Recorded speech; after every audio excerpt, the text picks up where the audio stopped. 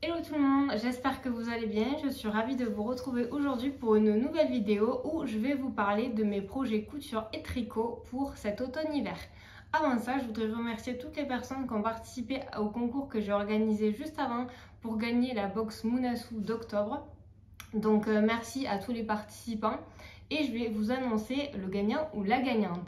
Donc pour la personne que je vais annoncer, il faudra que vous me contactiez par mail ou sur Instagram si vous avez Instagram pour me donner vos coordonnées pour que je puisse les donner à Moonassou.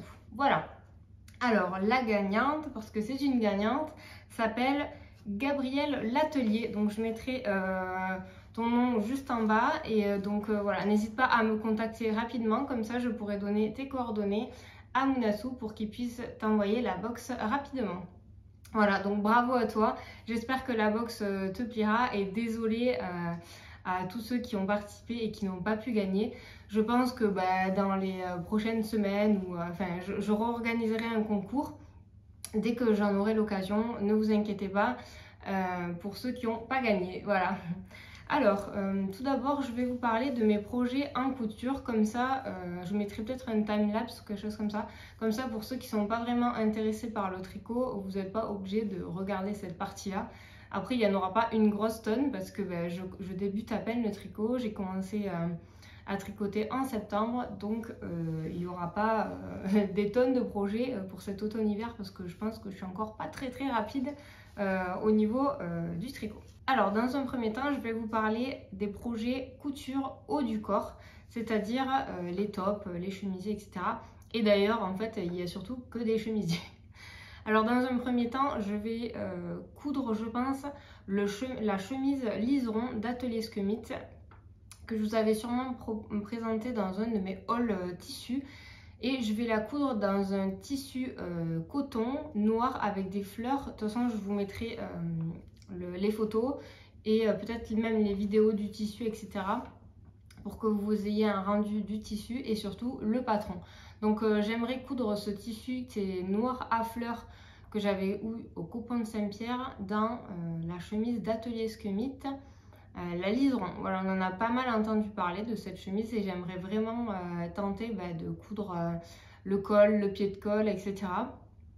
Ça me fait un peu peur, j'espère pouvoir y arriver, mais je me dis qu'au pire, le découvite est mon meilleur ami.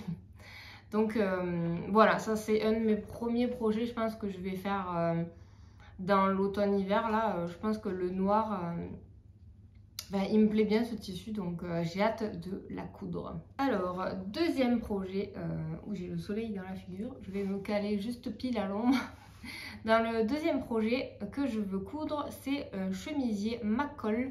Alors, j'avais acheté deux patrons McCall que je vais vous montrer d'ailleurs dans cette vidéo. Lors d'une vente où les patrons étaient à 4 $. Alors, il y a le chat qui est en train de se frotter à mon téléphone qui est en train de tourner. Mimine, stop. Voilà, merci le chat. Du coup, je vous disais, il y a eu une vente avec des soldes pour les patrons McCall sur un site il y a quelques semaines maintenant et j'en avais profité pour acheter deux patrons McCall qui sont donc en anglais. Mais ça va au niveau de la difficulté, ils ont l'air quand même plutôt simples, donc je pense que je devrais m'y retrouver. Et maintenant, j'ai déjà cousu un patron McCall qui était en anglais. Bon, j'avais la traduction, mais je pense que maintenant que j'ai un peu plus d'expérience, entre guillemets, je devrais pouvoir m'en sortir pour coudre ce petit chemisier. Donc, c'est un chemisier M80-40 avec manches bouffantes. Alors d'ailleurs, elles seront peut-être un peu trop bouffantes à mon goût. De toute façon, je vais faire cette première version donc dans une double gaze brodée que j'avais achetée sur Dressenstoffen. Et je vais la doubler dans un coton blanc pour être sûr qu'on ne voit pas du tout à travers parce qu'il y a une parmenture et j'aime pas trop quand on voit la parmenture à travers quand le tissu est blanc. Donc je vais la doubler entièrement pour éviter cet effet là. Peut-être que dans une autre version je ferai avec des manches un peu moins bouffantes parce qu'elles m'ont l'air assez imposantes comparé à ce que je couds d'habitude et c'est peut-être pas forcément ce que je préfère. Donc là je vais tenter de la faire comme ça. Je verrai un petit peu le rendu que ça donne avec ces manches là et selon je verrai pour enlever un peu cet effet bouffant sur la prochaine version que je ferai. D'ailleurs si vous avez un tuto ou un conseil à me donner pour enlever cet effet bouffant. En fait, je trouve des tutos pour mettre un effet bouffant aux manches, mais pas pour réduire cette ampleur. Donc je sais en bas comment le réduire évidemment, mais c'est au niveau de la tête de manche que je ne sais pas réduire. Donc je vais essayer de trouver un tuto et peut-être que si ça vous intéresse que je partage comment je vais faire pour enlever cette ampleur d'effet bouffant, je vous le partagerai dans une prochaine vidéo. Mais là, à l'heure actuelle, je vais la coudre comme ça et puis je verrai ce que ça donne. Mais c'est vrai que je ne suis pas forcément fan de tout ce qui est trop bouffant au niveau des manches. Donc on verra. Peut-être que ça va me faire changer d'avis. Voilà. Ensuite, je vais faire aussi un troisième chemisier. Aussi un Macol et c'est le 7900. Donc celui-ci, il a une espèce de col carré, mais pas tout à fait carré. De toute façon, je vous mettrai la photo à côté. Et j'aimerais le coudre dans un jacquard blanc fleuri que j'avais acheté au coupon de Saint-Pierre. Donc pareil, vous inquiétez pas, je vais mettre toutes les infos à côté de moi. Alors pareil, c'est donc un patron qui est en anglais. Les manches sont pas bouffantes cette fois-ci, juste au niveau du poignet peut-être un petit peu. Donc là, ça devrait être plus sympa. J'ai pas encore trouvé les boutons que je vais mettre sur celui-ci. On verra bien. En tout cas, il me plaît vraiment bien. J'espère que ça va donner dans ce petit jacquard qui est... il n'est pas très fluide, mais justement, j'aimerais bien avoir un haut avec un peu plus de tenue. Je me dis ça peut être sympa avec une jupe ou un pantalon. Voilà. Donc celui-là, il me dit bien aussi de chemisier. Donc j'ai hâte de le coudre. Ensuite, j'avais acheté un jacquard jersey. Décidément, j'ai que des jacquards. Un jacquard jersey sur Dressenstoffen que je voulais coudre dans un t-shirt de Marie Poisson du livre Coudre le stretch. Sauf que Cactophile a sorti un nouveau patron de haut avec maille. Enfin, c'est un haut avec tissu maille. Et je trouve qu'il est génial son patron. Donc c'est le patron Sacha. Et qui peut faire pull et cardigan. Il y a des tonnes et des tonnes de versions possibles.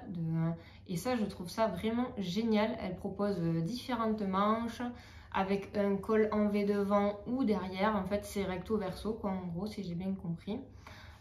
Avec différentes encolures à nouveau. Enfin, son patron est vraiment génial. Donc, pour le coup, lui, je pense que ça sera un de mes prochains investissements patrons.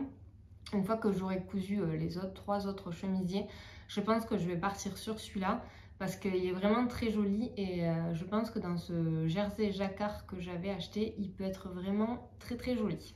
Ensuite, nous allons passer aux bas. Donc les bas se résument à des jupes. Alors, j'aimerais me coudre la jupe demi-cercle que je vous avais montré dans mon précédent haul Dressenstoffen. Si vous ne l'avez pas vu, n'hésitez pas à aller le voir, je vous le mettrai dans le petit. Et je voulais me coudre la jupe demi-cercle de Raphaël DVN qu'elle avait cousu. Donc là, cette fois-ci, c'est dans un polyester beige qui me plaît beaucoup, qui a quand même beaucoup de tenue. Mais il était pas cher, donc je voulais surtout m'entraîner et voir un petit peu ce qu'une jupe demi-cercle longue pourrait donner sur moi. Voilà, d'ailleurs j'avais acheté un autre polyester mais marron pour faire une longue jupe et je sais pas encore si je vais faire la jupe demi-cercle. Je cherche une jupe longue qui peut être d'hiver, peut-être que je vais rallonger la jupe mint que j'avais déjà et coudre ça dedans, je sais pas encore. Si vous avez un patron d'hiver de jupe longue, je suis preneuse. Pour le deuxième patron de jupe que je veux coudre, c'est la fameuse jupe Cordoba de Belen Paris que je veux coudre dans mon scuba, c'est ça, c'est un scuba pétrole que j'avais aussi acheté sur Dressenstoffen et que je vous avais montré dans mon haul. Donc j'ai déjà acheté l'anneau parce qu'il faut un petit anneau en fait pour serrer la ceinture. J'avais été d'ailleurs à Mondial Tissu et ils n'avaient pas, je crois qu'il fallait un anneau de 4 mm, ils n'en avaient pas. Alors elle commence à me dire, bah vous avez qu'à changer la ceinture et tout. Je me suis dit, j'ai pas franchement envie de modifier tout le patron, de modifier la ceinture et tout. Surtout que là, je trouvais sympa en fait la largeur de la ceinture. Donc, j'avais pas envie de partir dans des modifications. Elle me dit, de toute façon, les anneaux en D comme ça n'existe pas en 4 mm. Donc, vous avez qu'à prendre celui-là. Moi, en mode non, je vais pas l'écouter. Au pire, je reviendrai. Donc, j'ai posé cet anneau en 3,5 mm. Et je suis allée dans, je crois que ça s'appelle Décor Discount. Et figurez-vous qu'il y avait des anneaux en 4 mm. Donc au moins, je n'ai pas eu à modifier le patron. J'en avais pas envie, en fait, j'avais envie de le coudre directement comme il devait être. Donc voilà, j'ai déjà mon tissu et les anneaux en D pour faire les passants de la ceinture. Donc ça, c'est cool.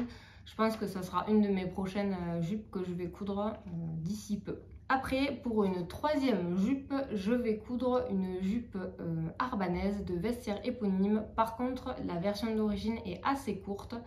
J'ai regardé un petit peu sur Instagram ce qui avait été cousu. Je la trouve quand même relativement courte. Et d'ailleurs, Raphaël Deven l'avait cousue, me semble, et elle avait été ultra courte, trop courte dans mon souvenir. Et pourtant, si j'ai bien compris, elle n'est pas très grande. Donc moi, je fais 1m70, donc je pense que si je la couds de santé de taille, clairement, je ne la mettrai pas, quoi. Donc je pense que je vais la rallonger considérablement pour qu'elle arrive au-dessus du genou quand même. Mais voilà, je pense que ça peut être sympa. Et je vais la coudre dans un brocart Serge Fleury que j'avais acheté sur Benitex. En fait, c'est un de mes tissus préférés, à vrai dire. Et en fait, j'ai peur de le couper. Je me dis, j'espère que j'ai choisi le bon patron pour ce tissu parce qu'il me plaît énormément.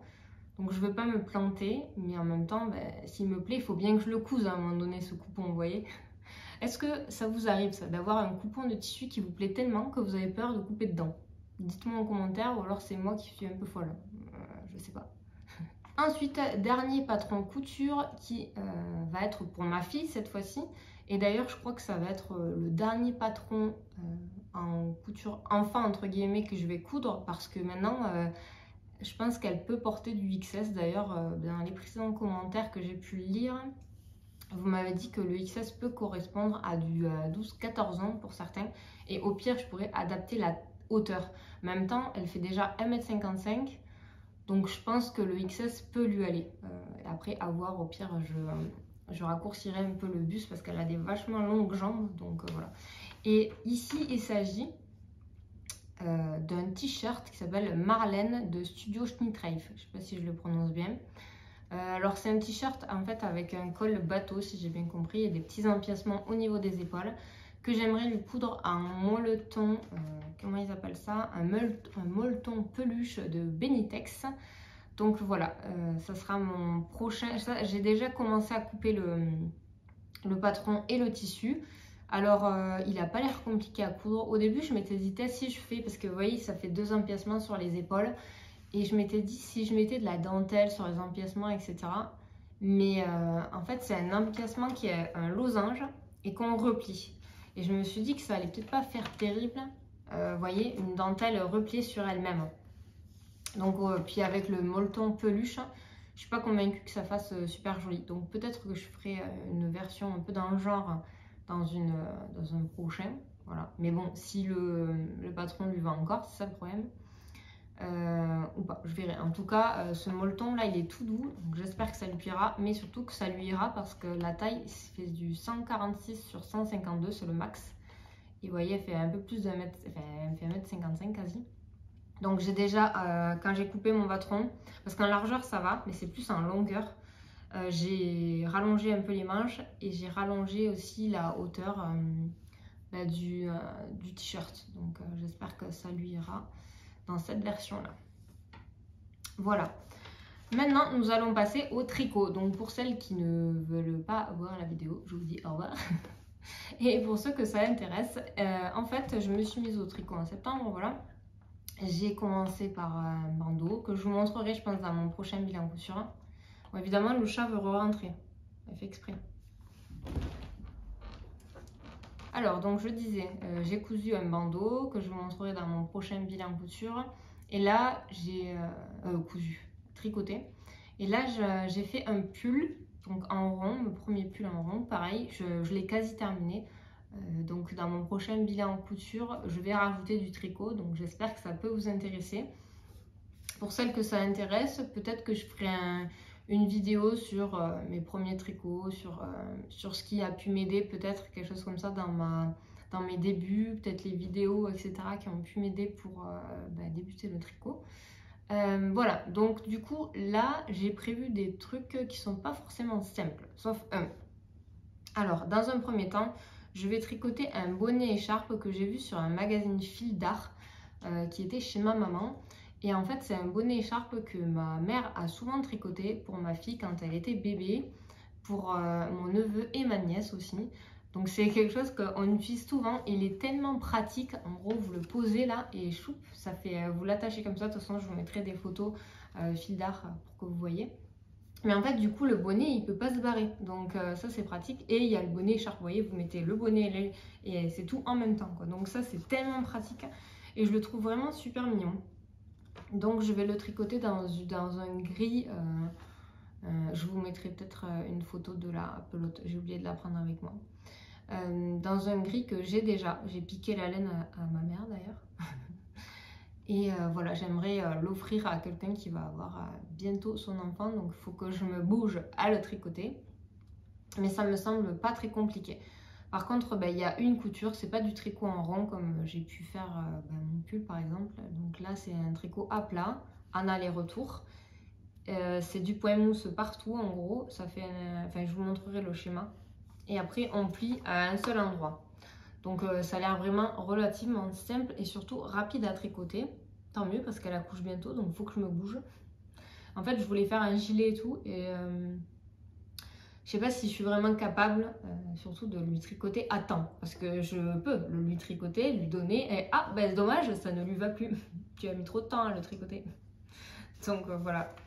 Donc peut-être que je le ferai, peut-être que je me lancerai, je sais pas. En tout cas pour le moment je vais commencer par ce petit bonnet écharpe qui ma foi m'a beaucoup servi pour ma fille. Donc j'espère que ça lui servira tout autant. Pour un deuxième projet tricot, j'aimerais tricoter le châle Blossom de Elong avec Anna. Alors j'aime énormément ce qu'elle fait, Elong avec Anna. D'ailleurs j'ai acheté son livre et je vais aller au CSF la semaine prochaine et j'espère pouvoir la rencontrer pour faire dédicacer mon livre. Et peut-être acheter son livre sur le jacquard en même temps, je ne sais pas, sans doute s'il y est. Et du coup, j'ai acheté son patron de châle. Alors j'ai imprimé le patron et j'ai regardé le diagramme et je me suis dit, oh mon dieu, dans quoi je me lance? Et j'ai commencé à faire un petit échantillon quoi, le truc ne ressemble à rien. Donc là, je suis en train de me pencher sur des tutos sur la dentelle, etc. puisque c'est un châle tout en dentelle. Et je m'aide des vidéos de la joueuse de pelote, qui est vraiment super, elle explique super bien. Donc je vais regarder toutes ces vidéos sur la dentelle pour m'aider. Et après, peut-être que je regarderai d'autres vidéos. J'aime bien être bien calée là, sur les vidéos, me renseigner, etc. avant de me lancer dans un projet. Et d'ailleurs, au niveau de la laine, pour lui, d'ailleurs, dans le précédent, j'ai oublié de vous dire que c'était une laine bergère de France que j'ai pris voilà, chez ma mère. Il suffit de 2 pelotes, il me semble. Donc, je pense que voilà, ça sera rapide. Pour ce châle-là, par contre, je crois qu'il faut 6 pelotes, 5 ou 6 pelotes, quelque chose comme ça. Et elle le tricote ou en 2 fils. Alors, il me semble en DK et en lace. Donc, avec du mohair et du mérino, il me semble. Ou alors avec un seul fil de Aran. Donc moi j'ai commandé sur le site de Kalidou et j'ai pris de la Drops Air en gris perle. Voilà, elle a l'air vraiment pas mal, toute moelleuse et tout. J'ai une copine qui tricote d'ailleurs qui m'a envoyé en vidéo le rendu de la laine et elle a l'air tellement mousseuse comme elle dit, voilà. J'ai hâte de la recevoir pour la toucher et pour la tester. Et d'ailleurs en parlant de ça, j'ai commandé sur Kalidou hier. Ils l'ont mis à expédier aujourd'hui. Pour le coup, c'est ultra rapide. Donc, c'est vraiment génial. J'ai hâte de la recevoir. Voilà, je suis étonnée que ce soit si rapide étant donné que on est en week-end. Donc, après, ça n'a pas été expédié, mais ça m'a mis que la commande a été préparée et qu'elle est prête à être expédiée.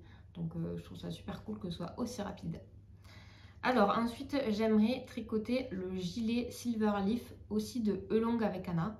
Et qui est un gilet avec des manches un peu ballon entre guillemets, mais avec de la dentelle. Pareil, je me facilite vachement la vie, c'est ça que j'aime, ça qui est bien.